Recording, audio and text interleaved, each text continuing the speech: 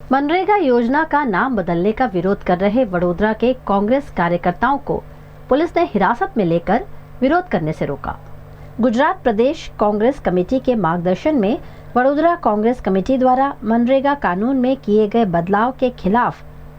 Bharatiya Janata party के विरोध का कार्यक्रम आयोजित किया गया। वडोदरा के महात्मा गांधी नगर गृह पे आयोजित कार्यक्रम में विरोध से पहले ही पुलिस का काफिला मौके पर पहुंचा और कांग्रेस के 50 से ज्यादा कार्यकर्ताओं को जबरन डिटेन कर लिया।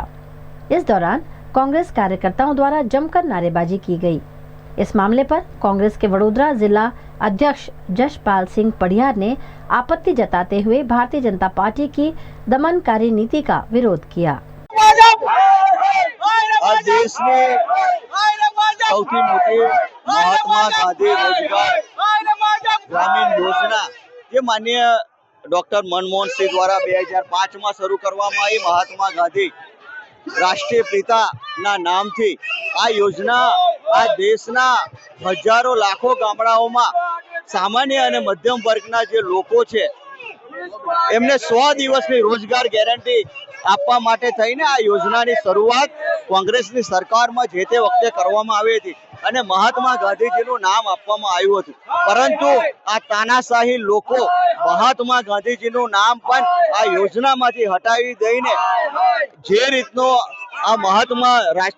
રાષ્ટ્રપિતાની સાથેનું જે અપમાન કર્યું છે એના વિરોધમાં આજે જિલ્લા કોંગ્રેસ અને શહેર કોંગ્રેસ સમિતિ દ્વારા કે ભાઈ ગાંધીજીનું નામ આ યોજનામાંથી હટાવવા ના આવે એ નામ સાથે રાખવામાં આવે, જેને લઈને અહીંયા દેખાવો કરી રહ્યા હતા। મને એમ લાગે છે કે જે રીતે આ યોજનાના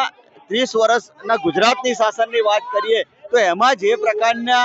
કૌભાંડો એમના મંત્રીઓ દ્વારા કરવામાં આવે છે, કંઈક ને કંઈક રીતે એ કૌભાંડો છુપાવવા આ મનરેગા જે કે એને છુપાવવા માટે થઈને આ નામ બદલવાની યોજના આ લોકો દ્વારા કરવામાં આવી રહી એવું લાગી રહ્યું છે।